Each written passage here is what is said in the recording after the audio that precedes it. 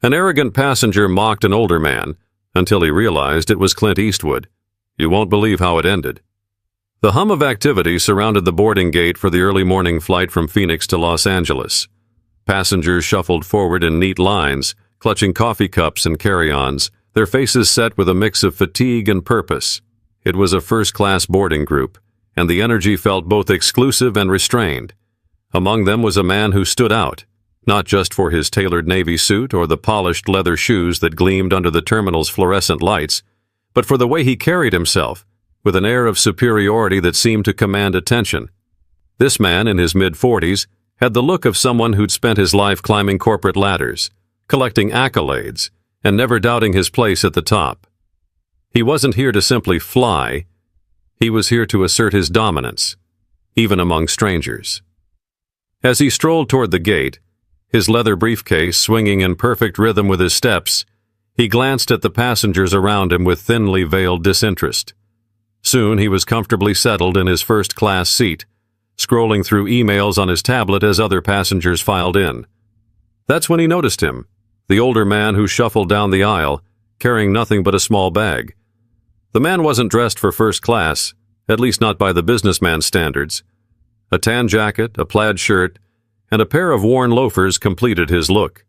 His face, though weathered by time, held a certain calmness, like someone who had seen enough of life to be unaffected by trivialities. The older man moved quietly, settling into his seat with little fuss. He adjusted his jacket, placed his bag under the seat in front of him, and leaned back, gazing out the window. To most, he might have seemed unremarkable, a picture of modesty and simplicity. But to the businessman, he was an anomaly. The younger man glanced at him, then at the flight attendant who was helping a few passengers find their seats. With a sly grin, he leaned over just enough to ensure the older man could hear him. "Looks like first class isn't as exclusive as it used to be," he said with a smirk. A few heads turned, subtle reactions from nearby passengers. The older man, however, didn't flinch. He glanced at the businessman briefly, a faint, almost imperceptible smile on his lips, before turning back to the window. The lack of reaction seemed to irritate the businessman. Undeterred, he added, "What's the occasion? Did they hand out charity upgrades today?" His tone was sharper this time, laced with condescension.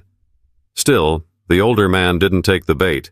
He simply adjusted his seatbelt and kept his gaze fixed on the tarmac. His silence was louder than any response he could have given, and it only fueled the businessman's arrogance. The flight attendants began their pre-flight checks, and the businessman finally leaned back, satisfied with his attempt at humor. But as the plane began to taxi, something about the older man's calm demeanor began to gnaw at him.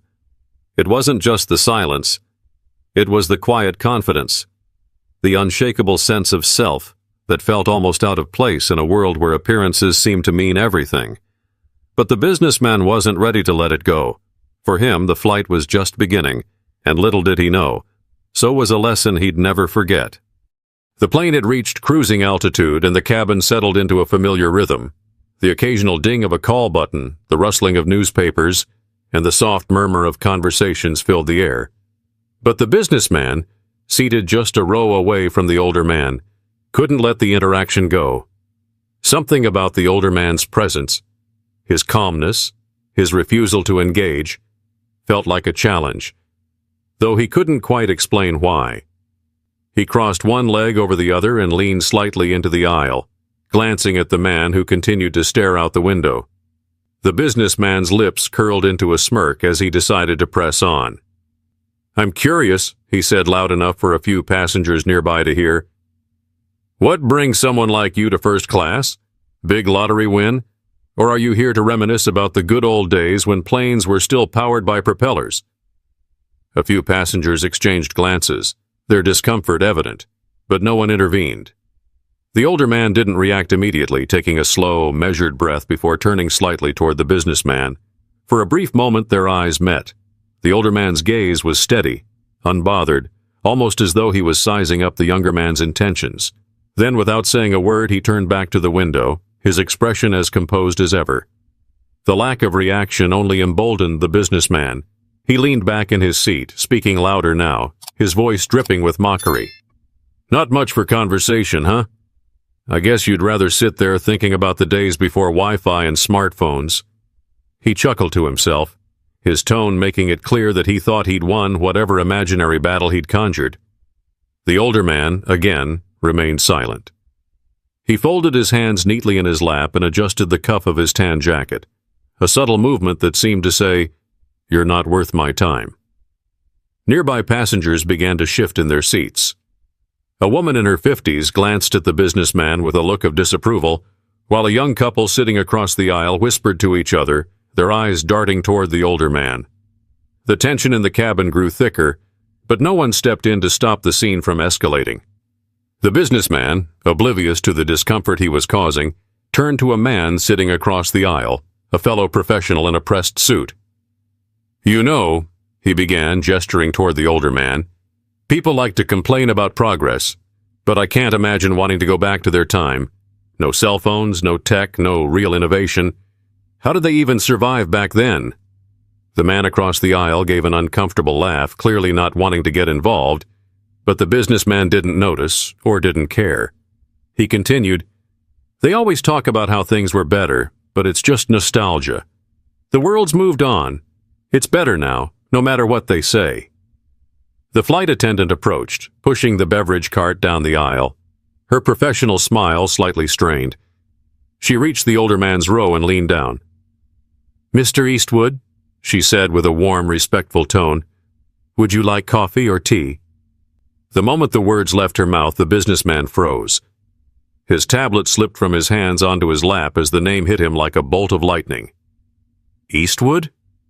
His mind raced, disbelief washing over him. Could it be? The older man turned toward the flight attendant and offered her a polite smile.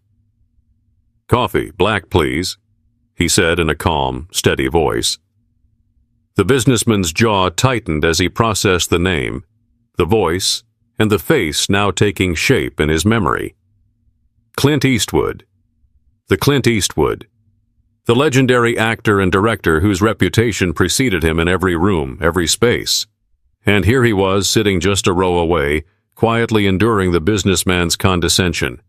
A ripple of whispers began to spread through the cabin as passengers caught on to the revelation. "Is that really him?" one woman murmured to her husband. "I think it's Clint Eastwood," another passenger whispered excitedly. The businessman's face turned pale as the truth settled in. The man he'd been mocking wasn't just any older passenger. He was a Hollywood icon, a figure synonymous with strength, resilience, and wisdom. The gravity of his mistake hit him all at once, leaving him speechless. But the realization wasn't the end of his humiliation. It was only the beginning of a lesson that would play out in front of the entire cabin. The businessman sat frozen in his seat, the weight of recognition pressing down on him like a lead blanket. Clint Eastwood. The name echoed in his mind as he struggled to connect the dots between the iconic figure he'd grown up hearing about and the quiet man in a tan jacket who had absorbed his jabs without a single word of protest. He stole another glance at Eastwood, who was now calmly sipping his coffee, seemingly unaware, or simply unbothered, by the ripple of whispers spreading through the cabin. Passengers leaned toward one another, their murmurs growing louder as the realization dawned on more and more of them. "That's Clint Eastwood, isn't it?" a woman a few rows back said excitedly to her husband. "Yeah, I'm pretty sure it is," he replied, craning his neck for a better view. The businessman's ears burned as the words reached him. He slumped slightly in his seat, wishing he could somehow vanish into the cushions. The quiet conversations around him only magnified his embarrassment, each one like a tiny spotlight illuminating his foolishness. He clenched his hands around the armrests, his mind racing. How did I not recognize him? How could I have been so blind? But it wasn't just the fact that he hadn't recognized Eastwood. It was the way he'd spoken to him. Dismissive, condescending, mocking. He'd treated him like an irrelevant relic of the past, and now the realization of just how wrong he'd been felt like a punch to the gut. Finally, he mustered the courage to speak. Leaning slightly forward in his seat, he said, "Excuse me, Mr. Eastwood?" His voice was quiet now, hesitant, a far cry from the loud, arrogant tone he'd used earlier. Eastwood turned his head slowly, his piercing eyes locking onto the businessman's. It wasn't an aggressive look, but it wasn't friendly either. It was the kind of look that stopped people in their tracks, a gaze filled with quiet authority and the wisdom of someone who had seen and endured far more than most could imagine. "Yes," Eastwood said simply, his voice steady and calm. The businessman opened his mouth, but the words caught in his throat. What was he supposed to say? Sorry for being an ass? Sorry I didn't recognize you? Sorry for treating you like you didn't belong here? None of it felt sufficient. I didn't realize," he stammered, his words trailing off awkwardly. Eastwood raised an eyebrow, waiting. His silence only made the businessman's discomfort grow. "I didn't mean to offend you," the businessman finally said, his voice barely above a whisper. I didn't realize who you were." For the first time, a flicker of amusement crossed Eastwood's face. He set his coffee cup down on the tray table in front of him and leaned back slightly in his seat. "And if I wasn't who you think I am?" he asked, his tone measured but sharp. The businessman blinked, taken aback. "What do you mean?" Eastwood tilted his head, his gaze never wavering. "If I were just some ordinary guy in a plaid shirt, would that make the way you spoke to me okay?" The businessman's mouth opened and closed, but no words came out. The question hit him harder than he expected, and for a moment, all he could do was sit there, staring at the man he had so arrogantly dismissed. The murmurs in the cabin grew quieter as passengers tuned into the exchange. Even the flight attendants, who were busy moving through the aisles, slowed their pace, their eyes darting toward Eastwood and the businessman. The businessman swallowed hard, his face flushed with shame. I guess not," he admitted finally, his voice barely audible. Eastwood gave a small, almost imperceptible nod, as if that was the answer he'd expected all along. Then, without another word, he picked up his coffee and turned back toward the window, signaling that for him, the conversation was over. But for the businessman, the moment was far from over.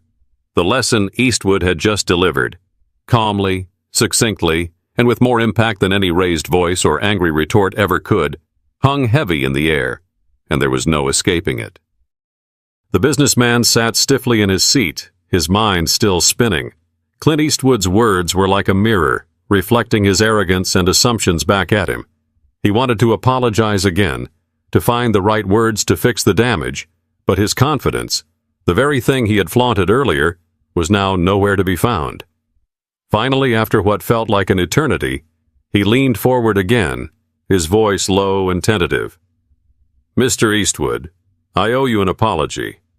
I wasn't trying to—" Eastwood raised a hand, cutting him off mid-sentence, but his expression remained calm. "You don't need to explain," he said, his tone even but firm. "What's done is done. But there's a lesson here, if you're willing to hear it." The businessman nodded quickly, his eyes wide, eager to redeem himself. The cabin seemed to quiet, as if even the other passengers were waiting for what Clint Eastwood would say next. Eastwood leaned back slightly, his fingers wrapping loosely around his coffee cup. "People always think respect is something you earn by being someone important, someone with a title or a reputation," he began, his voice carrying the weight of decades of experience. "But real respect, that's not about who the other person is. It's about who you are." The businessman's breath caught. He opened his mouth to respond, but no words came. Eastwood's words hit him square in the chest, the simplicity of the truth cutting through all the excuses he'd been preparing. "You see," Eastwood continued, his gaze steady, "respect isn't conditional. It's not something you give out based on what someone looks like, what they're wearing, or whether or not you recognize their name. It's about how you carry yourself, how you treat people, even when you think no one's watching." The businessman felt his face flush with shame. He had built his life on success and status. priding himself on being a self-made man, yet here he was, being schooled on the most basic principle of decency by someone he had so carelessly dismissed. Eastwood took a slow sip of his coffee, then set it back down on the tray table. I've been around long enough to know that people like to make quick judgments. They think they've got someone figured out the moment they lay eyes on them. But those assumptions? He gave a slight shake of his head. They say more about the person making them than the person they're about. The businessman swallowed hard, his throat suddenly dry. He wanted to say something, anything, but the weight of his own guilt held him silent. I'm not telling you this to make you feel bad, Eastwood said, his tone softening slightly. I'm telling you because I hope you'll think about it the next time you look at someone and decide they're worth less than you. For a moment, the cabin was completely still. The businessman sat motionless, his eyes fixed on Eastwood, who now turned back toward the window, his demeanor as calm as ever. The businessman's mind raced. He thought of all the times he had dismissed people in his life, coworkers, strangers, even friends, because they didn't fit into his narrow definition of success or relevance. How many opportunities had he missed to connect, to understand, because of his own arrogance? But as he sat there grappling with the weight of his own behavior, he realized that Eastwood's words weren't just a rebuke, they were an invitation to change. As the flight continued, the businessman remained silent, his thoughts churning with a mix of regret and introspection. The hum of conversation around him seemed distant now, a muffled backdrop to the storm inside his mind. Clint Eastwood's words echoed in his head, each sentence hitting harder the more he replayed them. Respect isn't about who the other person is. It's about who you are. He glanced again at Eastwood, who sat peacefully in his seat, looking out the window as though the entire exchange had been just another moment in a long and storied life. There was no animosity in his expression, no lingering irritation. It was as if the lesson had been given, and the older man had moved on, leaving the businessman alone with his thoughts. And those thoughts were relentless. The businessman began to replay not just this interaction, but others, moments from his life where he'd been quick to judge, quick to dismiss.